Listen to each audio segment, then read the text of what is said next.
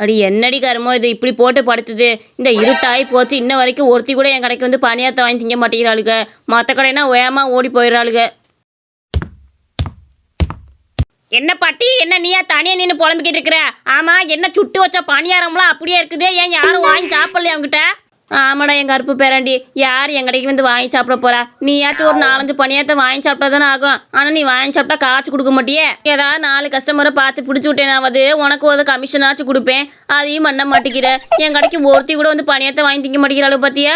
பாட்டியே வேணா இப்படி வச்சுக்குவோம், ஒரு போட்டி வச்சுக்கோமா. நீ 50 பணியாரம் எனக்கு சுட்டு கொடு, நான் மட்டும் அந்த 50 பணியாரத்தை சாப்பிட்டு முடிச்சிட்டேன்னு வச்சுக்க, நீ எனக்கு பரிசு கொடுக்கணும் பாத்துக்க. அந்த 50 பணியாரத்துக்கு டபுள் மடங்கு காசை எனக்கு கொடுத்துரு.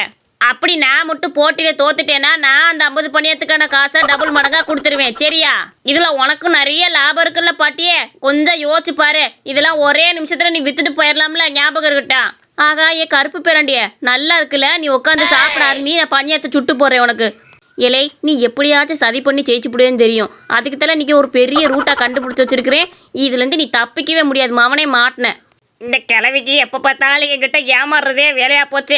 எப்படியும் 50 பணியாரத்தை ஈஸியாக சாப்பிட்டு முடியும்னு தெரியும் அதுக்கு. அப்படி இருந்தும் போட்டிக்கு ஒத்துக்குதுன்னா இல்லை என்னன்னு சொல்றது, நம்ம கிடைச்ச வரைக்கும் லாபம் தின்னுபிட்டு போக வேண்டியதே. இதே கருப்பு பேரண்டிய உட்காரு, நல்ல பணியாரெல்லாம் பந்தா இருக்குல்ல, உட்காந்து சாப்பிடு சீக்கிரம். அச்சோ என்னத்த இந்த பணியாரத்துக்குள்ள போட்டு வச்சிருக்கான் தெரியல, கடுக்கடுக்குட்டே கிடக்குதே. சீக்கிரம் சாப்பிடுவோம், என்ன இருந்தாலும் பரவாயில்ல, இதுவும் டேஸ்டா நல்லா தானே இருக்குதே. ஐயோ என்னது இது, 15 பணியாரத்துக்கு மேல சாப்பிட முடியலையே. 10 பணியாரத்திலே நாக்கு தள்ளிடுச்சு, இனி 5 பணியாரமும் முக்கி சாப்பிட்டுட்டு இதுக்கு மேல எப்படி சாப்பிட முடியும் தெரியலையே. ஐயோ இதுக்கு மேல நல்லா முடியாது. என்கிட்டயா போட்டி வைக்கிற? என்கிட்ட இனிமேல் ஜெயிக்கவே முடியாதுல, அப்படி ஒரு வேலையை பார்த்து வச்சிருக்கிறேன். ஐயோ இதுக்கு மேல சாப்பிட்டோம்னா கண்டிப்பா வாந்தி எடுத்துருவான். வேணாம், நம்ம தோத்ததா ஒத்துக்குவோம். இந்த கிளவி அப்படி என்னத்தை தான் இதில் போட்டு வச்சிருக்கான்னு தெரியலையே, இவ்வளோ வயிறு கணக்கணக்குது. ஏ பாட்டிய, என்னால இதுக்கு மேல சாப்பிட முடியாது பாட்டியே, வயிறு பூரா புல்லாகி போச்சு.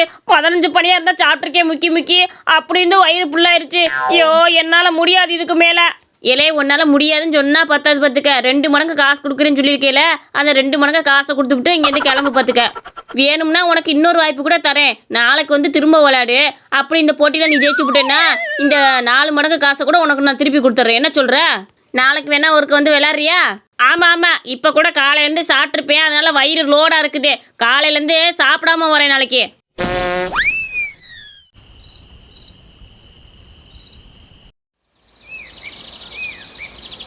அடியனே ஒரு விஷயம் தெரியுமா, சாப்பாடு போட்டியில நான் ஜெயிச்சு தானே பார்த்துருக்கேன். நேற்று ஒரு கிளவிக்கிட்ட தோத்து போயிட்டேன் தெரியுமா.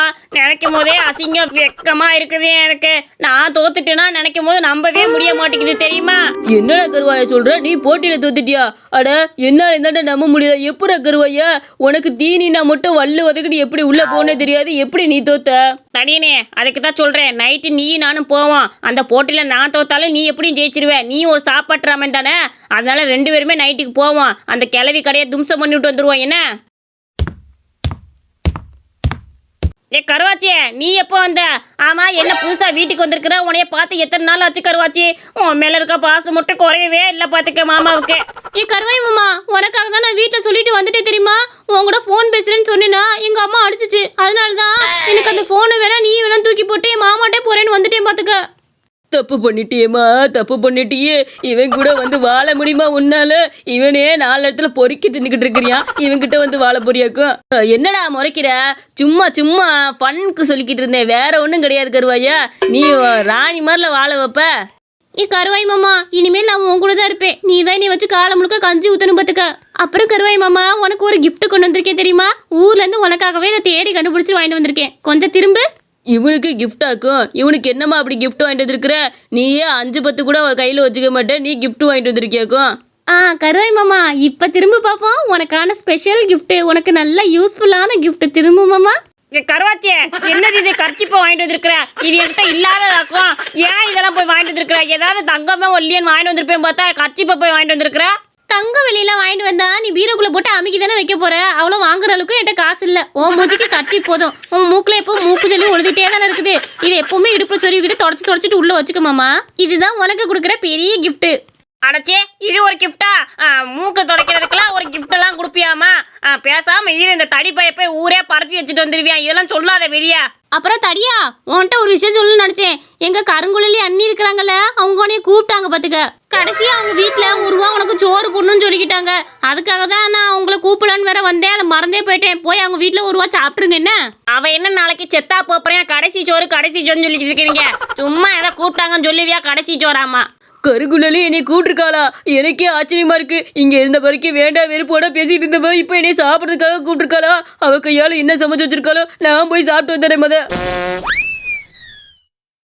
கருங்குழலி அக்கா, ஒன்னே நீ பாசத்துல கூப்பிட்டா என்னைய கூப்பிட்டுருக்கணும், இல்லைன்னா கருவாச்சியை கூப்பிட்டுருக்கணும். ஒன்னத்துக்காக தான் தடிப்பையில எதுக்கு கூப்பிட்ட?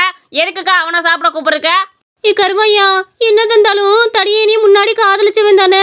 என்னதான் இருந்தாலும் இவனுக்கு கல்யாணம் ஆக போதுன்னு கேள்விப்பட்டேன். என் கையால கடைசியா ஒரு ரூபா சோறு போட்டுக்கிறேன்டா. இது வாழ்நாளாவே மறக்கவே மாட்டான்ல. இனிமேல் நானும் தடியனும் எப்பவும் சேர மாட்டோம். அதை நினைச்சுதான் ரொம்ப வருத்தமா இருக்கு கருவாயா. கருகுழலி, அப்ப நீ என்ன காதலிச்சி அடி? அது பாவி சண்டாளி. இது முன்னாடியே சொல்லி தொலைச்சிருந்திருக்கலாம்லடி. ஒன்னையவே கட்டி இருந்திருப்பேன்ல. நான் வரப்பெல்லாம் சுத்தி வரப்பெல்லாம் வேணாம் ஓடிவிட்டு இப்ப என்னைய கடைசியா காதலிச்சேன்னு சொல்றா பத்தியா? உன்னை காதலிச்சே நான் எங்க சொன்னேன்? நீயாதான் இப்ப சொல்லிக்கிட்ட. பேசாம இரு. இருந்தாலும் ஒரு பாசத்தினால உன்னைய கடைசியா ஒரு கஞ்சி ஊத்தலான்னு கூப்பிட்டேன். உட்காருங்க. மிட்டி மேரு ஆசம் மேலுக்குள்ள நேசம். ஐயா, இவர் பெரிய சிவாஜி கணேசன், இவங்க பெரிய ராதா. இங்க தொல்லை தாங்க முடியலையே. எக்கா, இவனுக்கு சோத்தை போட்டு சீக்கிரம் அனுப்பிச்சுடு. எதுக்கு உனக்கு இந்த வேண்டாத வேலை? தடி தாண்டவராயா, இங்க என்னடா பண்ணிக்கிட்டு இருக்க? உன் பொண்டாட்டியை விட்டுட்டு என்ன தைரியம் இருந்தா அந்த கருவாச்சி கூட கூத்தடிப்ப? என்னை கருங்குறைக்கு என்ன தைரியம் இருந்தா என் மாமாவை தூக்கிட்டு வந்து சாப்பாடு போட்டுட்டு இருப்ப? இங்க யாரும் உன் மாமாவை தூக்கிட்டு வந்து சாப்பாடுலாம் போடல. ஏதோ பழகின பாவத்துக்காக ஒரு நாள் சாப்பாடு போடலான்னு ஆசையில கூப்பிட்டேன். நீ இப்படி பேசுவேன்னு தெரிஞ்சா அதுவும் கூப்பிட்டுருக்க மாட்டேன். லாஸ்டா பேச்சுலர் ட்ரீட்னு ஒன்று வைப்பாங்கல்ல, அது மாதிரி அவனுக்கும் வச்சேன் பார்த்துக்க. இவன் பேச்சுலர்லாம் கிடையாது, இவன் ஓல்டு மேன் ட்ரீட்னு வேணா வைக்கலாம் அவனுக்கு. கோது, அப்படிலாம் கருங்குழலி சொல்லிக்கிட்டு இருக்காத. கருங்குழலி ரொம்ப அன்பானவ. எனக்காக சாப்பாடு செஞ்சு ஆசையா கூப்பிட்டு இருக்கிறா. அவளை போய் இப்படி சொல்றிய கோது? பேசாம இரு. கோதாவரி அக்கா, அது மட்டும் இல்ல, எங்க அக்காவுக்கு வர்றப்ப என்ன திரும்ப வாங்கிட்டு வந்தியா? பெரிய மோதிரம் மாதிரி ஒண்ணு வாங்கிட்டு வந்தியா? அது எவ்வளவு பவுனோ எவ்வளவு சவரனோ எனக்கும் தெரியல பாத்துக்க. என்னன்னு கேளு கொஞ்சம். அட பாவி, ரோட்டோரத்துல ஒரு பலூன் வாங்கி கொடுன்னு கேட்டதுக்கு காசு இல்லைன்னு கூப்பிட்டு வந்துடி. இப்ப இவளுக்கு தங்க மோதிரம் போட்டுக்கிட்டு இருக்கியாடா? ஒழுங்கா என் கூட வா. ஏய், உன் தடியனும் தங்க மோதிரம் கொண்டு வந்து போட்டுட்டாலும் இந்த வானமே இடிஞ்சு விழுந்துடாதே. பேசாம போ, கூட்டிட்டு போ. இவனுக்கு சோறும் கிடையாது ஒண்ணும் கிடையாது. பேசாம கூட்டிட்டு போ. கோது, என்ன கோவத்தோட கூட்டிட்டு வந்து மட்டன் கடையில் நிப்பாட்டி இருக்கிற? என்ன கோது, எதுக்கு மட்டன் கடையில் நிப்பாட்டின? என்னம்மா, என்ன வேணும்? ஏதாவது சொல்லுங்க. 2 பேரும் வந்து பறக்க நின்றுக்கிட்டு இருந்தீங்கன்னா என்ன அர்த்தம்? எவ்வளவு கிலோ மட்டன் வெட்டையாச்சும் சொல்லு. நல்ல 4 கிலோ மட்டன் விட்டு எவ்வளவு ஆனாலும் பரவாயில்ல, சுத்தமான கறியா இருக்கணும். சரியா? 4 கிலோ மட்டனா? பரவாயில்லையம்மா, இத பொறு வெட்டி கொடுக்குறேன். என்ன பாக்குற? இது எல்லாத்துக்கும் நீதான் காசு கொடுக்குற. அவளுக்கு மட்டும் மோதிரம் வாங்கி போட்டிருக்கீல. இந்த 4000 ரூபாவும் நீதான் கொடுத்துட்டு வரணுமாமா? ஞாபகத்துல வச்சுக்கோ. 4 கிலோ மட்டனை நானே இன்னைக்கு ஒரு ஆள் வாங்கிட்டு போய் சாப்பிட போறேன். அட பாவி சண்டாளி, அவளே ஒரு ரசத்தை வச்சுக்கிட்டு சாப்பிடுவான்னு கூப்பிட்டுட்டு இப்ப எனக்கு 4000 ரூபாய் செலவு எடுத்து விட்டுட்டாளே. ஏ பாட்டியே, இன்னைக்கு ஒரு நாள் தப்பிக்க முடியாது. நான் சாப்பிடனால என் தடியை வந்திருக்கிறான். என் தடியனால சாப்பாடு போட்டிய தோத்ததான் சரித்திரமே கிடையாது. அவன் எப்படி ஜெயிச்சு விடுவான் பாத்துக்க. ஏ கழுது, என்ன தைரியம் தான் என் தம்பியே சாப்பாடு போட்டியில தோக்கடிச்சிருப்ப? உனக்கு இருக்குது. இன்னைக்கு நானே எல்லாத்தையும் சாப்பிட்டு முடிச்சு உன் மூஞ்சில கையை பூசல. என் பேர் தடியம் கிடையாது. அடைச்சி நிறுத்து. முதல் சாப்பிட்ற, அதுக்கப்புறம் பார்ப்போம். 50 பணியாரம் சாப்பிட்டா நான் இவன்ட்ட சொன்னதுதான் 4 மடங்கு காசு எக்ஸ்ட்ரா தரேன்னு சொல்லியிருக்கிறேன். அதே மாதிரி கொடுத்துட்டேன் பார்த்துக்க. உனக்கு 4 மடங்கு, அவனுக்கு 4 மடங்கு தரேன். நீ நின்று சாப்பிட்டு காட்டுங்க பார்ப்போம். இதெல்லாம் ஒரு விஷயமா? ஆகா, பணியாரத்துல என்னென்னமோ போட்டிருக்கு கிழவி. சுவையா இருக்குதுடா, சூப்பரா இருக்குடா. ஐயோ, இப்பவே எனக்கு ஒரு மாதிரி தகட்ட ஆரம்பிச்சிருச்சு. இந்த தடியன் எப்படிதான் சாப்பிட்றானோ. எப்படியோ அவன் இருக்கிற வரைக்கும் நமக்கு ஜெயிக்கிறதுக்கு வாய்ப்பு இருக்கு. தடியனே, இதுக்கு மேல என்னால ஜெயிக்க முடியாது. எனக்கு இப்பவே தகட்டிட்டு வருது. நீ போட்டியில ஜெயிச்சிருவேன்னு எனக்கு நம்பிக்கை இருக்குதுனே. கருவாயா, நீ கவலைப்படாத. போட்டில நான் கண்டிப்பா ஜெயிச்சிருவேன். நீ கவலைப்படாத. நீ போய் சாப்பிட முடியல இந்த கிளவிட்டு எந்திரிச்சு சொல்லு. 4 மடங்கு காசு நம்ம கொடுக்கும்ல, எப்படி நமக்கு சரியா வந்துடும். போ. என்னால சாப்பிட முடியல, ஆனா என் தடியனால கண்டிப்பா முடியும். அந்த ஆள் ஜெயிச்சு 4 மடங்கு காசு வாங்கிட்டு இந்த இடத்த விட்டு வெளியே போவான். அப்படியா? அப்ப கொஞ்சம் பின்னாடி பாரு. அவன் எதுக்கு வந்து பின்னாடி நின்றுட்டு இருக்கேன் பாரு. சாப்பிடாம வந்து நின்றுட்டு இருக்காடா. அவன்கிட்ட என்னன்னு கேளு. தடியனே, நீ எதுக்கு இங்க நின்றுட்டு இருக்கிற? டைம் வேஸ்ட் பண்ணாம போய் சாப்பிடுனே. சீக்கிரம் சாப்பிட்டு முடிய. கருவாயா, இதுக்கு மேல என்னால முடியாதுடா. சொல்ல வெக்கமாத்தான் இருக்குது.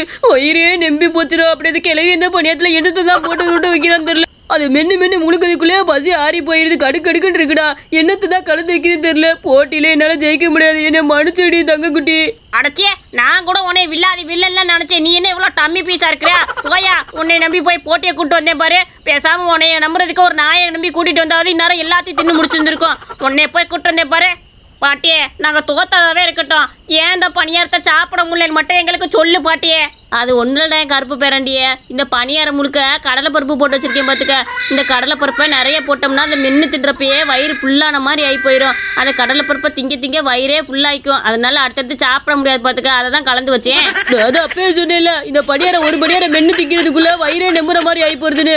இந்த கிழவி கடலை பருப்பு பணியாரத்து ஃபுல்லா போட்டு வச்சிருக்கா. அதனாலதான் திங்கவே முடியல. சரியான கிழவியா இருக்குது. ஓகோ, அதனாலதான் வயிறு ஃபுல்லான மாதிரியே இருந்துச்சா? அதை கடிச்சு திங்கிறதுக்குள்ளேயே வயிறு வலியே வந்துருச்சு. உங்களை மாதிரி ஆள்கிட்ட எல்லாம் இப்படி இருந்தா தாண்டா பொழைக்க முடியும். எனக்கு தெரியாதா எதை போட்டா வயிறு நல்லா கப்புன்னு நிம்புன்னு. இந்த கதை உங்களுக்கு ரொம்ப பிடிச்சிருந்துச்சுன்னா மறக்காம நம்ம அனிமேஷன் ஸ்டோரிஸ் சேனலுக்கு சப்ஸ்கிரைப் பண்ணிக்கோங்க.